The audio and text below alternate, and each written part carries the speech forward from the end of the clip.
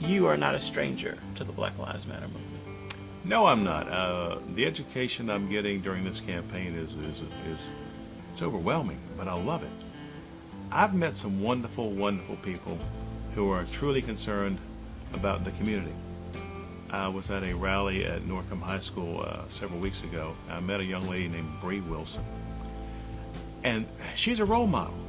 She's a welder. She works in the shipyard, and her biggest concern is making certain no more lives are lost. No more lives on the black lives. No more law enforcement lives. No lives at all. Because she said it makes her sick when it happens, and I feel what she's feeling. I've been able to actually, I think, connect with a lot of Black Lives Matter folks, and the people there are just, they're genuinely concerned, and they share with me the fact that they're fearful. They're fearful of what's going to happen next. They're fearful when they drive a car down the road and they see a police officer. They're fearful of what's going to happen if they get pulled over. Because, let's face it, bad things happen all the time. There's bad people in every profession. There's bad police officers. And during my career, I was part of an investigative team actually investigated a bad police officer. So that exists. And weeding out a bad police officers, weeding them out, it's got to be done. Because people deserve better than that. They deserve nothing but pure professionalism. People shouldn't be afraid when they see a police car. They should actually welcome it, knowing that they're safe.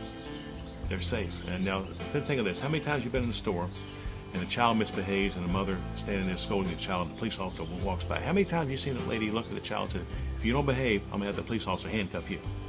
How many times have you seen that? They're teaching the children the wrong thing.